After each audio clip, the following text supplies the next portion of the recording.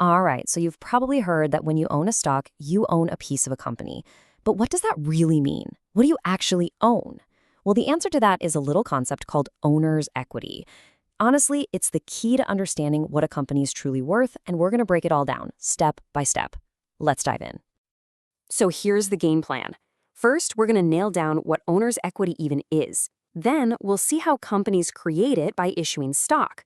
After that, we get to the fun part, dividends. You know, how you get paid.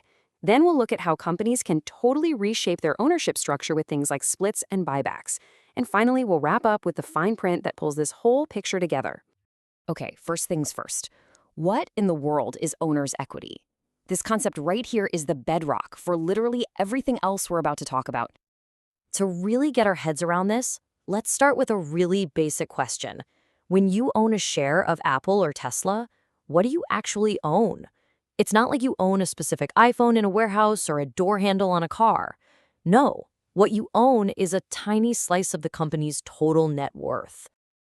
So the textbook definition is the residual interest in a company's assets. But let's be real, that's just jargon.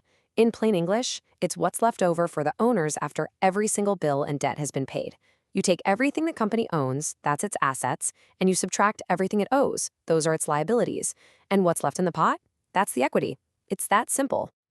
Now, inside that equity, there's a little chunk called legal capital. Just think of this as a built-in safety net. It's a minimum amount of cash that the law requires to stay inside the company. It's there to protect the people who've lent the company money, to make sure the business can't just pay out every last dollar to its owners and leave its creditors with nothing. And here is the absolute easiest way to remember this. Just think, legal equals locked.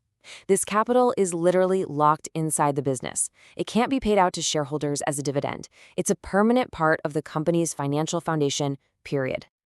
Okay, so we know what equity is, but where does it come from? How is it born? Well, that brings us right into our next section, how companies actually create this value by selling off little pieces of themselves called shares. So when a company decides to issue stock, it basically comes in two flavors. You've got par value stock, which has this tiny, almost meaningless value printed on it, like a penny. And then you have no par stock, which, as the name suggests, has no stated value at all. This just makes the accounting a little bit cleaner, since all the money goes into one bucket. Let's say you buy one share of a new stock for $15. Where does that $15 actually go on the company's books? Well, first, they get your cash. Then that tiny par value, let's say it's $1, gets recorded in an account called common stock. But what about the other $14? That goes into a separate account called additional paid-in capital, or APEC for short. It's basically the capital paid in above and beyond that tiny par value. But what if a company doesn't get cash? What if they trade stock for, say, a building or for a bunch of legal work? The rule here is just simple common sense. You book the transaction using whichever value is more obvious and reliable.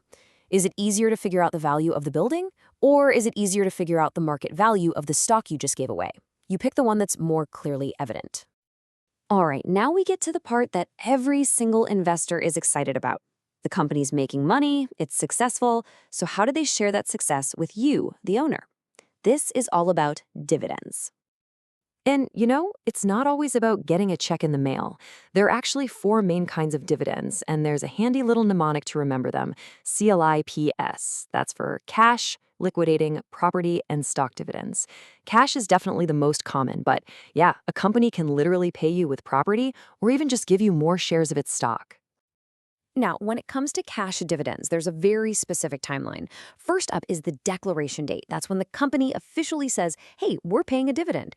Then you have the most important date for you as an investor, the ex-dividend date. You have to own the stock before this date to get paid. The record date is just when the company takes a snapshot of who owns what. And finally, the payment date, well, that's the day the money actually shows up in your account. So a company's ownership structure isn't set in stone. Not at all. It can actually be actively managed, stretched, and shrunk. In this section, we're going to look at two of the biggest ways they do this: stock splits and stock buybacks. And we'll see how those stock dividends we just talked about fit into this. So first, let's circle back to that stock dividend.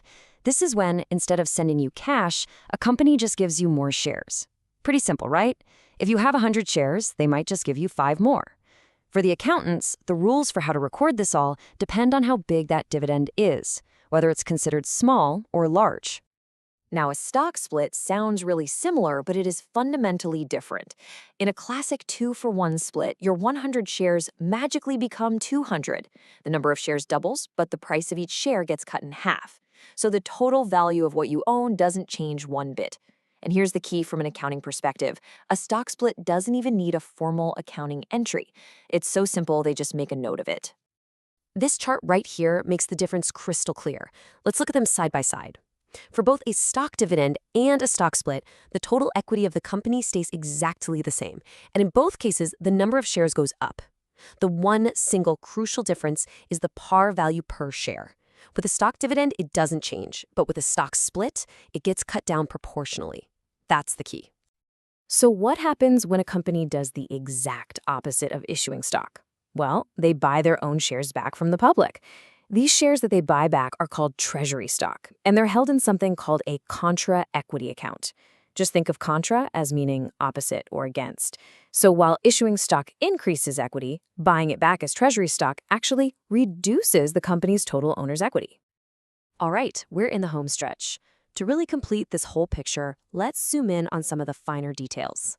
We're going to look at the different classes of stock and figure out where all the company's profits actually end up. This little chart here makes a few confusing terms super easy to understand. The whole circle represents all the shares a company has issued, every share it has ever sold. Now, if the company buys some of those back, they become treasury shares. The rest of the shares, the ones that are still out there held by investors like you and me, are called outstanding shares.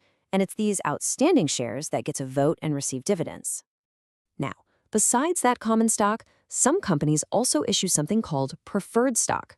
Just think of this as the VIP stock. Preferred shareholders get a fixed dividend, and they get paid before any of the common shareholders see a dime. They're also first in line to get their money back if the company goes bankrupt. So what's the catch for all these perks? Well, they usually don't get any voting rights. So what about all the profits a company makes that it doesn't pay out as dividends? Where does that money go? It goes into an account called retained earnings. The best way to think about this is as the company's giant long-term savings account. Every year, the net income gets added to the pile, and any dividends they pay get taken out. This is the cash that funds all the future growth and big projects. So, after all that, what's the big takeaway? Owner's equity isn't just some dead number on a spreadsheet. It's a living, breathing number that tells the entire story of a company's life.